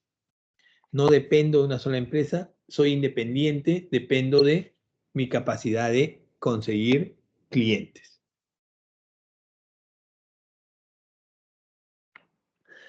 No soy profesional, soy un técnico, soy un electricista, no trabajo para ninguna empresa de manera dependiente, no soy el electricista de esta empresa industrial, no. Pero trabajo de manera independiente y me llaman porque de pronto en la pre se volaron los plomos, se volaron los cables y voy y arreglo todas las conexiones eléctricas y Como no trabajo para la PRE, me pagan a través de recibo por honorarios. Hago el trabajo y me pagan a través de recibo por honorarios. Soy un profesional independiente. Emolumentos. ¿A quién le pagan a través de los emolumentos? ¿Qué son los emolumentos? Emolumentos es la retribución asignada a los altos funcionarios públicos. En este caso, a través de emolumentos se le paga, por ejemplo, a los ministros, a los viceministros, etc. ¿Y por qué le pagas emolumento a los ministros, viceministros, a los altos funcionarios públicos, a los asesores? ¿Por qué? Porque acá hay un tema. En el Estado, por ejemplo, estos altos funcionarios públicos no tienen un periodo de tiempo de duración de su trabajo. El periodo de su trabajo puede durar 1 año, 6 meses, 1 mes, 1 semana, 1 día. Acaban de cambiar el Consejo de Ministros, a los ministros no tenían ni 3 meses, creo, ni 4 meses y los cambiaron a todos. Hay ministros que han durado 1 día en el cargo. Así que para evitar problemas les pagan a través de emolumentos. Dieta. ¿A quién se le paga a través de dieta? La dieta, ojo, no es el pago que se hace al personal que está gordito. No, no tiene nada que ver eso. Cuando hablamos de dietas, estamos hablando de la remuneración que reciben algunos trabajadores como regidores municipales, alcaldes o miembros del directorio de las empresas. ¿Por qué? Porque a ellos les pagas a través de dieta y no les pagas su sueldo. ¿Por qué? Por ejemplo, los alcaldes y regidores o consejeros municipales. Si ustedes de repente el día de mañana tienen un problema en su distrito y quieren solucionarlo, en su calle, en su avenida, al frente de su casa hay un problema y quieren hablar con el alcalde o con el regidor, van a la municipalidad y tocan la puerta y quieren hablar con ellos, no los van a encontrar en la municipalidad. Pero si han sido elegidos, ¿deberían estar ahí? No. La municipalidad no está el alcalde ni el concejal. ¿Por qué? Porque ellos están haciendo sus diversas actividades normales. Ellos simplemente se reúnen 1 o 2 veces al mes y ahí discuten los problemas del distrito. Sí, así funciona el trabajo de los alcaldes y los concejales. Me reúno 1 o 2 veces al mes en la municipalidad y discuto los problemas del distrito y porque yo no te voy a pagar un sueldo por trabajar o reunirte 2 veces al mes, te pago una dieta, te pago por reunión. Cada vez que te reúnas, te pago una dieta. Así funciona. Esto es algo de lo que ustedes se van a dar cuenta cuando entren al mundo real. Estos 3 primeros de aquí, jornal, sueldo y honorarios, son los que más trabajan, son los que más horas trabajan y lamentablemente son los que menos ganan. Y estos de aquí, emolumentos y dietas, son los que menos trabajan y son los que más ganan. Así funciona el mundo, así de cabeza funciona el mundo. Se van a dar cuenta de eso cuando ingresen al mundo real. Profesor, ¿Te escucho? ¿podría dar un ejemplo de emolumentos? No lo entendí muy bien. A ver, nuevamente. Emolumentos es el pago que perciben aquel personal que tiene cargos públicos, altos funcionarios públicos. Los altos funcionarios públicos del Estado se les paga a través de emolumentos. ¿Quiénes? Por ejemplo, los ministros de Estado, los viceministros, asesores, etcétera, etcétera. ¿Por qué? Porque ese personal no tiene un tiempo determinado. No es como a un trabajador que le contratan, yo te contrato por 1 año y te pago un sueldo mes a mes. No. Estos trabajadores no tienen un tiempo determinado porque su trabajo está en función a la confianza del público.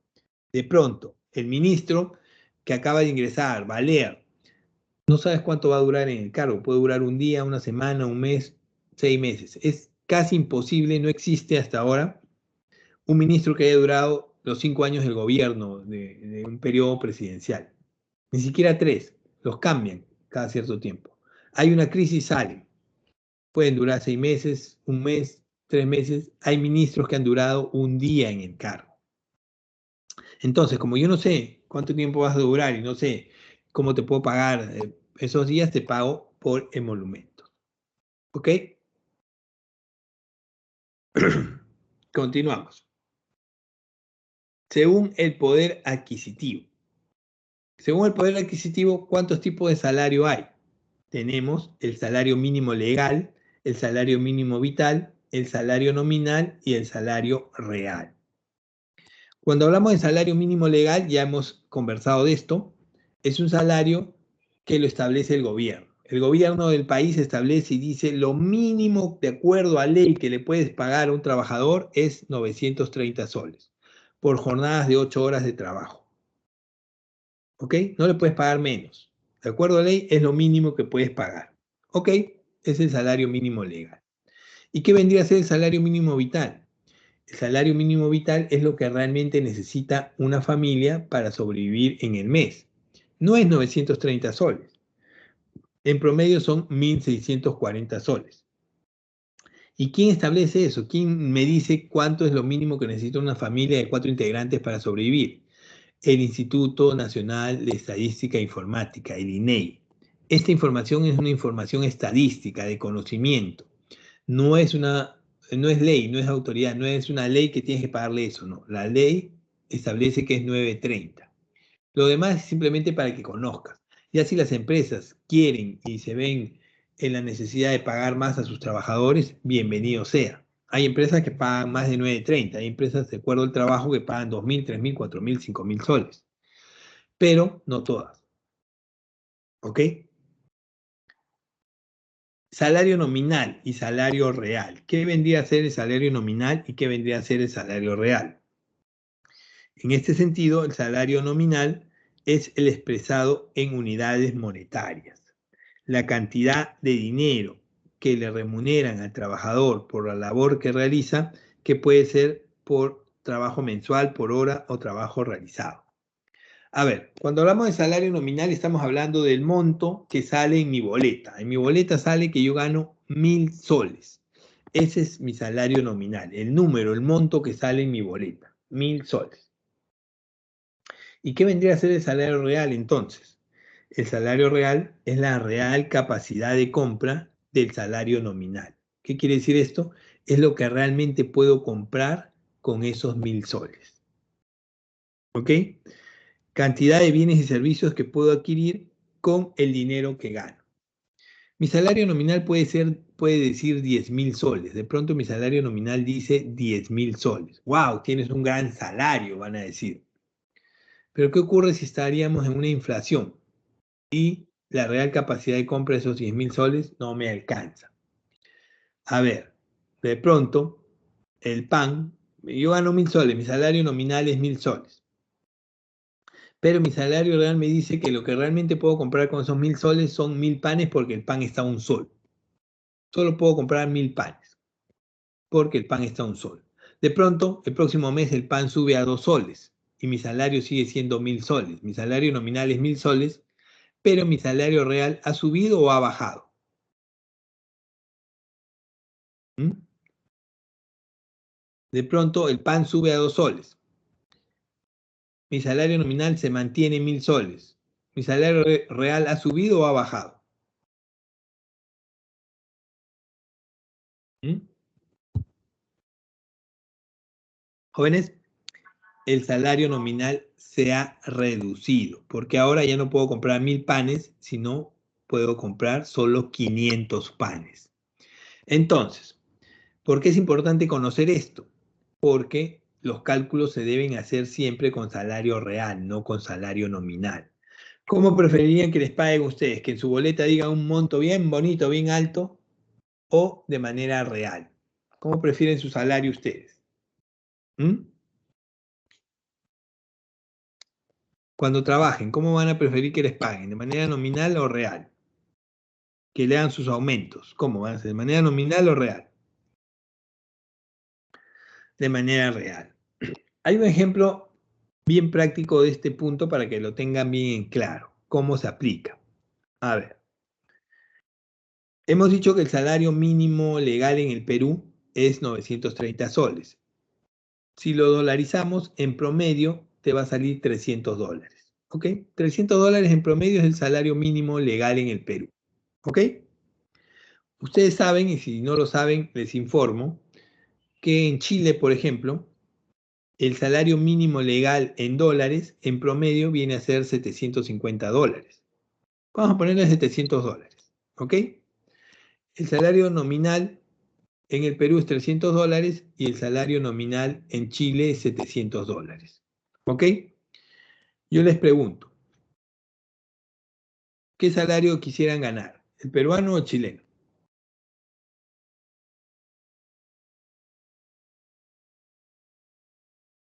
¿Mm? ¿Qué salario nominal quisieran ganar? ¿El peruano o el chileno? Chileno, me van a decir. Obviamente puede ser $700. En nominal, el salario chileno es mucho más alto, sí. Pero si nos vamos al salario real, a la real capacidad de compra, los $300 del salario nominal peruano compran mucho más bienes y servicios que los $700 del salario nominal chileno. En el Perú, con $300 tú puedes comprar muchísimas más cosas que en Chile con $700. La real capacidad de compra del salario chileno está muy por debajo que la real capacidad de compra del salario peruano. Es por ello que Chile ha sufrido una gran explosión social. Salieron a marchar más de 1 millón de chilenos y han podido cambiar la constitución y ha habido varios cambios sociales en el país. ¿Por qué? Porque esta situación ya venía de muchas décadas y había una gran diferencia en sueldos e ingresos. Salario nominal, salario real. Una cosa es el número, el monto, que puede sonar muy alto, bien muy bonito. $700. Chile gana un montón, pero el costo de vida en Chile está muy alto y el salario real de compra del chileno no alcanza no se compara con el salario real peruano, mínimo. El otro, según lo que se pague. Según lo que se pague, yo puedo tener un salario por tiempo o un salario por destajo. Básicamente, en esta situación, salario por tiempo se paga por minutos o horas trabajadas. Hay muchos trabajadores que de pronto, independientes generalmente, que se les paga por horas o minutos o días laborados. De pronto, por ejemplo, hay algunos profesores que cobran por hora dictada. Dictas por 10 horas, has dictado 10 horas a la semana y te pago por 10 horas dictadas. No te pago un sueldo, pero te pago por cada hora que dictes. En algunos países, por ejemplo, en Estados Unidos, en Japón, se pagan por hora trabajada. La hora trabajada en Estados Unidos o la hora trabajada en Japón es $15, $20, $10. Trabajas 8 horas a $20, estás ganando $160 diarios. Y puedes trabajar 5 días a la semana, 6 días a la semana, 7 días a la semana. Es por eso que muchos peruanos, muchas personas se van fuera del país, a esos países, y trabajan 8 horas diarias, se sacan el ancho y vienen con dinero al Perú. Y salario por destajo es el salario por obra o el salario por la cantidad de unidades producidas. A ver, el salario por destajo es otra modalidad de pago al personal obrero, por ejemplo. Ya no te voy a pagar por jornal, día trabajado, sino te voy a pagar por la cantidad de unidades que produzcas. Entonces, a mis trabajadores textiles de la fábrica de jeans, yo les digo a los obreros, ya no te voy a pagar por día o jornada trabajada, te voy a pagar por cada jean que produzcas. Si tú me produces un jean, te pago 10 soles. Si me produces 100 jeans, te voy a pagar 1000 soles. ¿Qué te conviene? Producir mayor cantidad de jeans para ganar más. Pago por destajo. El sindicato. Tenemos que ver ahora el tema del sindicato. De pronto, el sindicato de un tiempo a esta parte ha ido perdiendo peso. El sindicato era una organización que defendía los derechos económicos y sociales de los trabajadores. De pronto, debido a el nacimiento del capitalismo, la explotación del trabajador, aparecieron los sindicatos dentro de la vida laboral. Con el socialismo y la escuela marxista aparecen los sindicatos. ¿Cuál era la función de los sindicatos? Promover mejoras salariales, defender los derechos de los trabajadores y fortalecer el poder de negociación de los trabajadores frente a la empresa. Lamentablemente, al menos en el Perú y en muchos países de la región, casi en todo el mundo, con la pérdida de la estabilidad laboral, los sindicatos casi han desaparecido. Quedan muy pocos ejemplos de sindicatos y los sindicatos de pronto pierden peso y los únicos ejemplos de sindicatos que pueden haber son los sindicatos de construcción civil que tienen más visos delincuenciales que otra cosa. Pero de pronto, ¿por qué desaparecen los sindicatos? Porque generalmente las empresas cuando ven que los trabajadores se van a agrupar, se van a asociar para exigir sus derechos, los despiden y como no hay ley que proteja al trabajador porque no hay estabilidad laboral, nadie dice nada. Entonces, lamentablemente, todas las empresas no son iguales y dentro de las empresas trabajan diferentes tipos de personas. Y en una empresa puede tener 100, 200, 300, 400 trabajadores y cada persona es un mundo diferente. Y esos trabajadores tienen diferentes diferencias y se generan muchas veces conflictos en el trabajo. Son las tensiones y luchas que se suscitan en los centros de trabajo originados por los desacuerdos entre trabajadores y los empresarios o el Estado, en el caso de los servidores públicos. De pronto, todas las personas no tienen las mismas necesidades, algunos tienen más necesidades que otras y generalmente los sueldos y salarios no se dan de acuerdo a la necesidad de la persona, sino en promedio. Y se presentan luchas, tensiones dentro de los centros de trabajo y se presentan conflictos en el trabajo. ¿Cuáles son los motivos o las causas más comunes por los cuales hay conflictos en el trabajo? Porque hay salarios bajos. Pues. La empresa es una gran empresa exitosa, produce gran cantidad de bienes y servicios, tiene grandes utilidades y ganancias, pero le sigue pagando el sueldo mínimo, salario mínimo a sus trabajadores, 930. Y esos salarios bajos no alcanzan, porque obviamente los trabajadores tienen más necesidades. O porque hay maltratos de los empresarios. Los empresarios explotan, los hacen trabajar horas extras y no les pagan. O hay represalias, yo me quejo, de pronto me he quejado porque me estás haciendo trabajar 10, 12 horas diarias y no me pagas horas extras, me quejo al ministerio y como han venido a supervisar la empresa, genero una represalia. Ya no te contrato, te bajo las horas o te despido injustificadamente porque te has quejado. O de pronto hay diferentes condiciones laborales adversas. No hay buena iluminación, no hay servicios higiénicos adecuados, no hay un buen lugar para tomar refrigerios, etcétera, etcétera. Todo eso genera conflictos en el trabajo. Y de pronto, cuando esos conflictos se dan, cuando esos conflictos surgen, hay diferentes formas en que los trabajadores pueden enfrentarse y exigir sus derechos. Los más comunes son el paro, la huelga, el boicot, el sabotaje y el lockout. Entonces, cuando hablamos de un paro, de estos 5, tenemos que tener en claro la diferencia entre paro y huelga. Paro y huelga son muy similares, son muy parecidos, pero no son lo mismo. Cuando hablamos de paro, estamos hablando de que el trabajador va a paralizar sus actividades por un tiempo determinado. Todos los trabajadores de esta empresa, como la empresa nos paga muy poquito, 930, y es una empresa que gana un montón, tiene grandes utilidades, nos ponemos de acuerdo y paralizamos nuestros trabajos. No vamos a trabajar por 48 horas. 2 días no vamos a producir para que vea, para que deje de ganar y sienta que nos tengan que pagar más. ¿Ok? Paralizamos 2 días, 48 horas y pasados esas 48 horas hayan solucionado nuestros reclamos o no, volvemos a trabajar.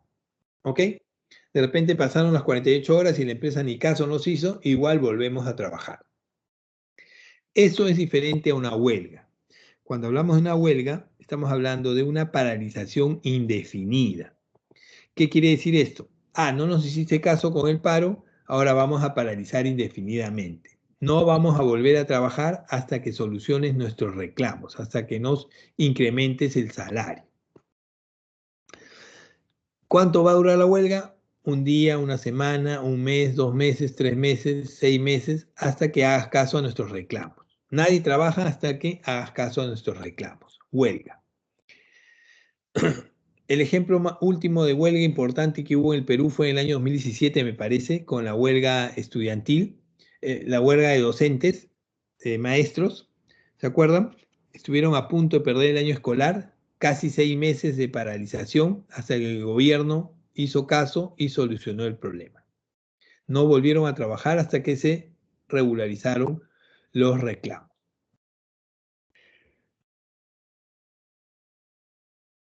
La otra forma de lucha es el boicot. Cuando hablamos de boicot, cuando los trabajadores acuerdan no consumir ciertos productos de las empresas conflictivas. De pronto los trabajadores ponen en conocimiento a la opinión pública que esa empresa es explotadora. Sabes que esa empresa tiene grandes utilidades, pero le paga solo 930 a sus trabajadores, pudiendo pagarles más.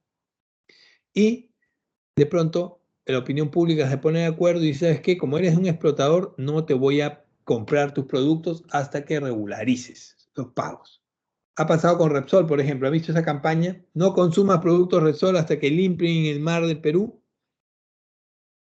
Boicot. Me pongo de acuerdo con la comunidad para no consumir los productos de esta empresa hasta que cumpla con las condiciones, mejore las condiciones. Sabotaje. De todas ellas, esta es la que está prohibida. No se puede hacer. Por más justo que sea tu reclamo, tú no puedes atentar contra los bienes e instalaciones de la empresa donde trabajas. No puedes romper, robar, quemar la propiedad privada. Te vas a la cárcel. El sabotaje es la que está prohibida de todas ellas, pero muchas veces se hace. Y el lockout. ¿Qué es el lockout? El lockout vendría a ser un cierre temporal de la empresa por parte del empleador. ¿Qué quiere decir esto? Es la respuesta del empleador, del dueño de la empresa, del empresario, a una huelga indefinida. A ver, de pronto, imagínense que vamos en una huelga de un mes y la empresa no produce nada. Y el trabajador no gana su sueldo, pero el empresario tampoco tiene ingresos. Y obviamente no le conviene. Tiene que pagar impuestos, tiene que pagar la maquinaria, préstamos, de pronto dejó de ganar dinero y el empresario dice, ¿sabes qué? Si yo me voy a perjudicar, ustedes también. Así que si no ingresan a trabajar en esta semana, voy a cerrar la empresa, me voy a declarar en quiebra y ¿qué va a ocurrir? Yo voy a perder y ustedes pierden su trabajo. Lockout.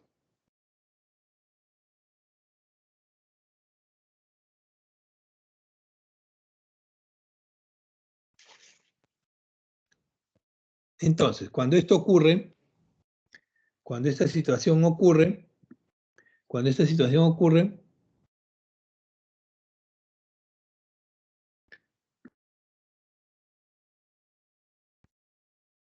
acá tenemos algunos ejemplos de paros, paros y huelgas que han habido en el Perú últimamente. Huelgas, paros, que han habido en el Perú.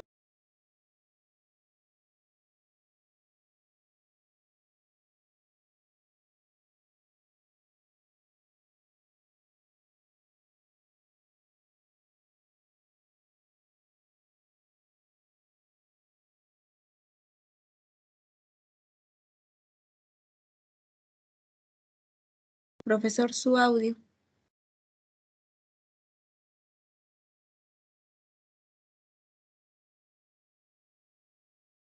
¿Me escuchan? Ahora sí, profesor. Disculpe.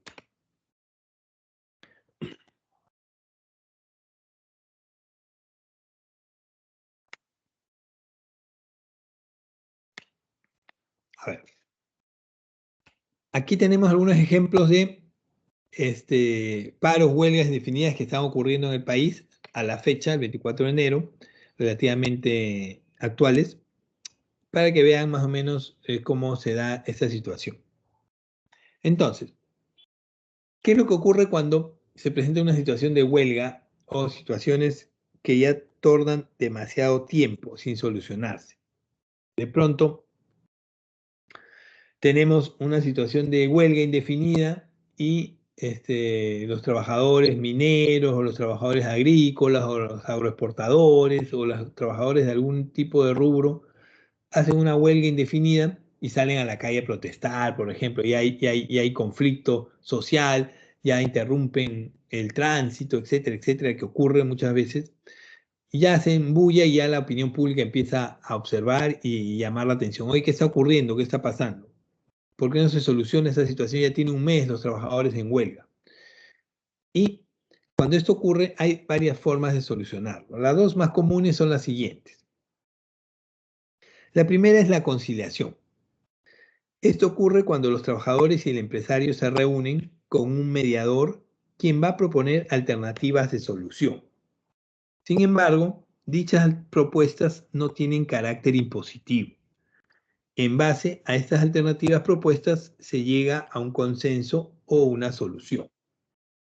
Entonces, ¿qué es un proceso de conciliación? Los trabajadores, como ya está mucho tiempo, haciendo bulla, escándalo un mes y no trabajan, de pronto interviene un mediador. Interviene un mediador que puede ser la Iglesia Católica, el alcalde, una autoridad, y se sienta a hablar con las autoridades y los trabajadores. ¿Y sabes qué? ¿Cuál es el problema? El problema es que esta empresa gana un montón y me paga 930 y no me quiere aumentar el sueldo. ¿Ok?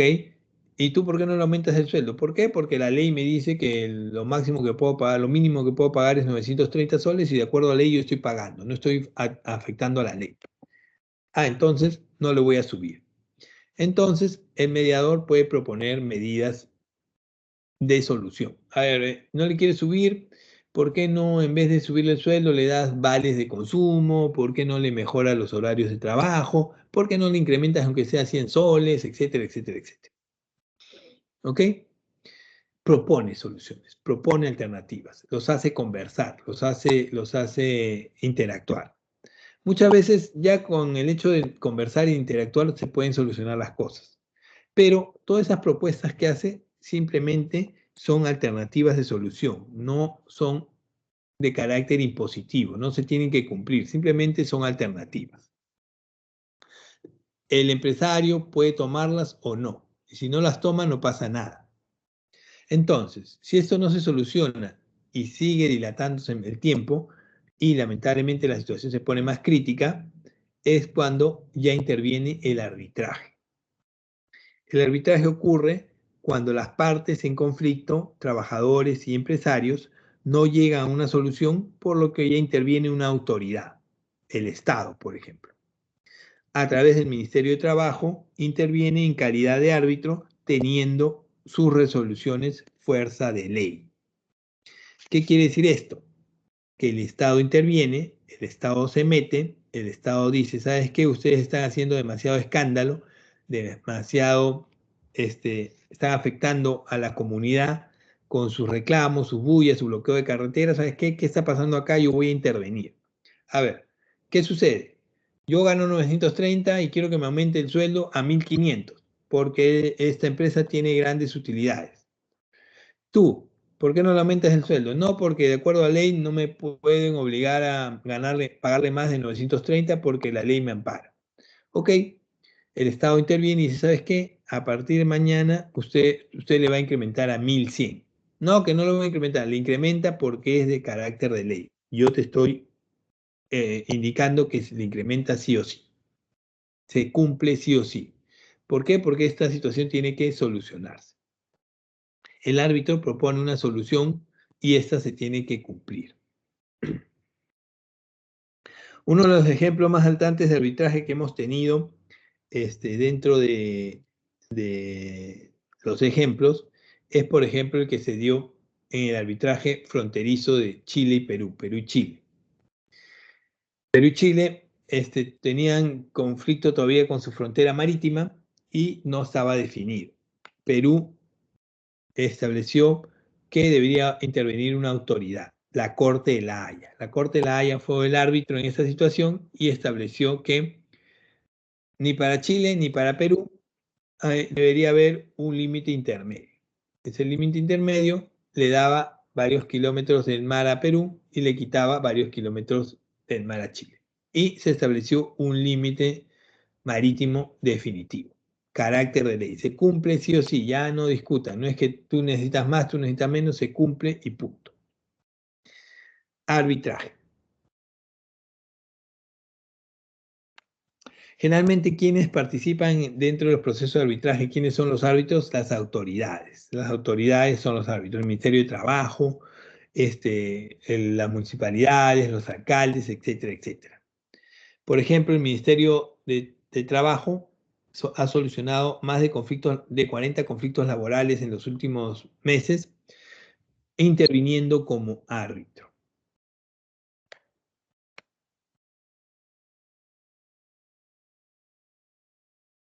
Y hasta aquí la sesión de hoy. Gracias por la atención prestada. Estamos dejando las claves de los ejercicios aquí, jóvenes. Gracias por la atención prestada. Les estoy dejando las claves de los ejercicios. Cualquier duda, cualquier pregunta, me avisan. Gracias. ¿Algo que no les haya quedado claro? Gracias por su atención. Les vuelvo a dejar las claves de los ejercicios.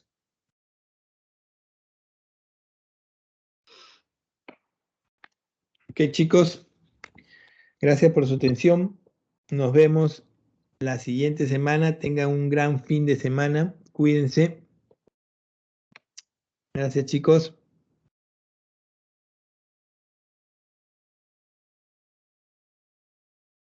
Nos vemos. Gracias por la atención prestada.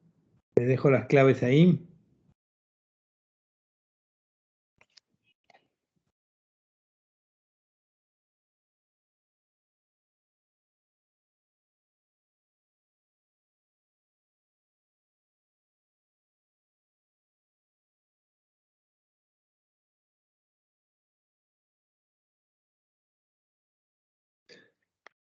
A ver, aquí una pregunta antes de irme. Profesor, ¿los jueces y fiscales se ubicarían en emolumentos? Ah, ya. El emolumento básicamente es el pago a las autoridades públicas, pero en el caso de los jueces y fiscales, ellos están bajo un régimen público, ellos son contratados por el Estado, ellos sí tienen un salario fijo. Hay jueces y fiscales que están bajo emolumento, sí, los que están de carácter temporal, los que todavía no han sido contratados. O los cargos como fiscal de la nación, por ejemplo, los cargos que son nombrados. Aquellos cargos que son nombrados por las autoridades que ingresan, en cierta medida sí son nombrados. Sí manejan emolumentos porque pueden durar muy poco, pueden durar bastante. Pero aquellos que son contratados ya en planilla pública, del sector público, la mayoría de jueces, la mayoría de fiscales, sí no pertenecen a emolumento. Ellos son empleados públicos, reciben un sueldo. Ellos tienen un sueldo y tienen parte de sus ingresos. En el BCR reciben dietas. Los directores del BCR reciben dietas igual. Los directores del BCR reciben dietas. ¿Por qué? Porque ellos no están en el BCR, ellos se reúnen 2 o 3 veces al mes, una vez al mes, para solucionar los problemas y ellos reciben una dieta. Gracias, chicos, gracias por la atención prestada. Nos estamos viendo la siguiente semana.